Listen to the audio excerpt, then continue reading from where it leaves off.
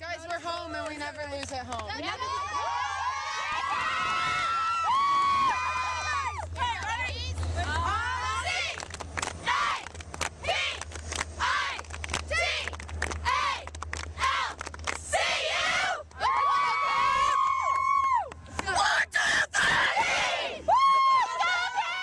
Capital University was one of several institutions around the nation to benefit from Title IX in the early 1970s. In 1971, women's intercollegiate athletics began at Capital, receiving separate status from the school's Women's Recreation Association. As interest for the programs improved, so did the need for support. Current head coaches Pam Briggs and Nan Payne were student athletes during the 1980s and saw firsthand the struggles that young women faced in athletics. The conditions were poor. We were shoved in a little gym. We had our training apparel was one that lacked a lot of imagination, probably some old uniforms from another team. The conditions in which we trained, the shoe quality, my body is a product of today. When we went in there, Bo Schembechler was the football coach at Michigan, and when I first started, we did not have practice gear, so we wore our own things. And we looked kind of like the Bad News Bears. And I will never forget the practice that he came in and asked why we weren't dressed alike or representing the university, and he did not even know that we didn't have it. So it was kind of just assumed, I think, by men's athletics. Through their work to build a comprehensive competitive program at Capital, the value of women's athletics has dramatically improved. Again, that never feeling like they're good enough attitude society has placed on these women. My job is to say you are good enough, you have accomplished great things, and to give them some counseling. Well, I definitely think being in athletics, especially as a female, and in fact I was just talking to a player, helps them with perseverance. It helps them, just fight. In 1984, the Ohio Athletic Conference recognized women's varsity athletics. 2 years later, a promising young coach named Dixie Jeffers was hired to take over the Crusader women's basketball program. She entered Capital at a time where, nationally, the momentum for women's athletics was proliferating. It's about fairness, and it's about fairness whether you're a male, whether you're a female. And I've been fortunate enough to be able to evolve in athletics at the time things were changing. So for me, I've evolved with change, and I've been able to be part of the change, and I continue to want to be part of the change to be fair for our student athletes, whatever gender they are. Coach Jeffers' teams immediately became known for their fundamental play and overall toughness, winning 3 OAC titles and appearing in 3 NCAA tournaments in Jeffers' first 6 years. I actually equate what kind of team I have from the crowd size every year. I know if there's a good crowd in there, I got a pretty good product that year. And it's become such a great spectator sport. People really appreciate, are we above the rim? No. Are we going to go and dunk and have this wonderful, unbelievable thing go? No. But what we are is a machine, a very fundamentally sound game of basketball. People don't understand the fight that we've all went through, but I was a person that didn't want to go and take a fight on. I was a person that wanted to produce a product that took care of the fight.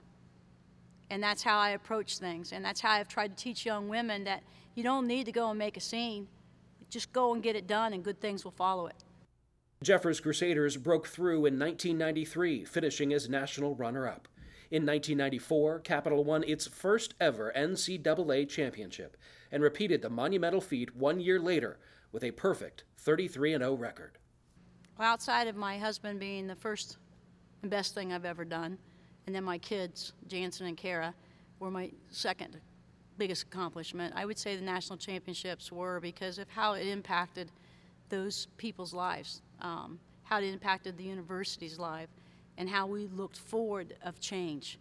And I don't think you completely understand it till years afterwards, and you see how it still has walked with these kids in every phase of their life. And the one thing I probably gained from the national championship, not immediately, but years after, was how you need to pay forward.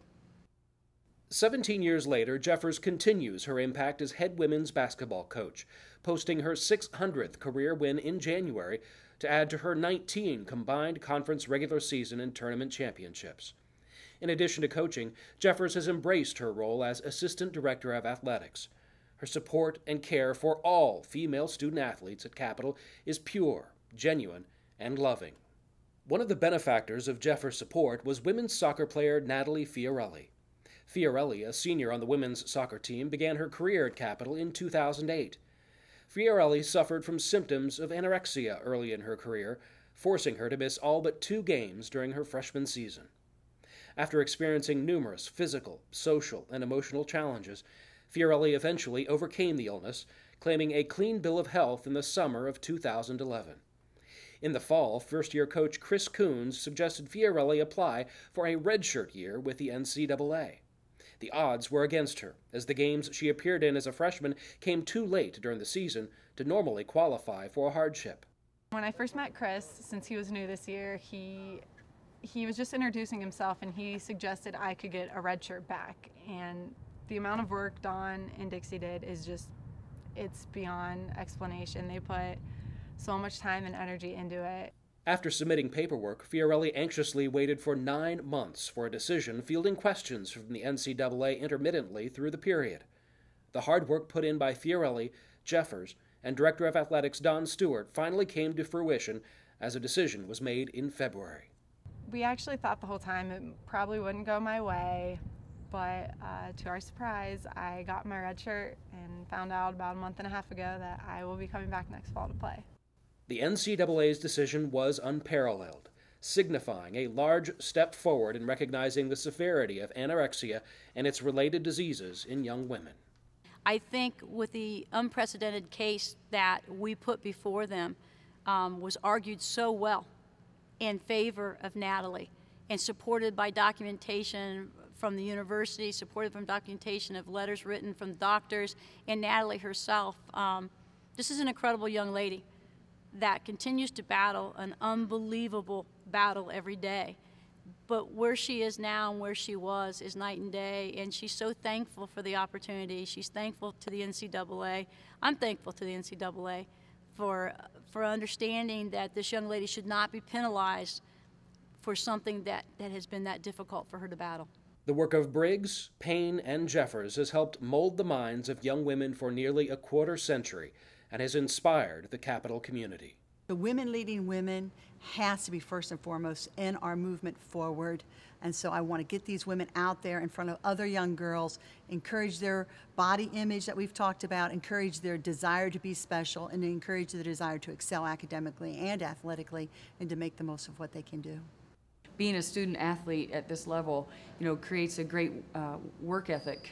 That they have to, fight for things. They have to persevere through things. They're created with challenges, but they're also unified as a family and coming together and helping each other. So, I've had many of my alumni come back and say they have gotten to be very successful in just the aspect of being a part of a team and what they've had to endure. Well, the pioneers. I appreciate the pioneers and the High Athletic Conference before I came in, and I'm a pioneer now, and I'm trying to continue to make things better for all.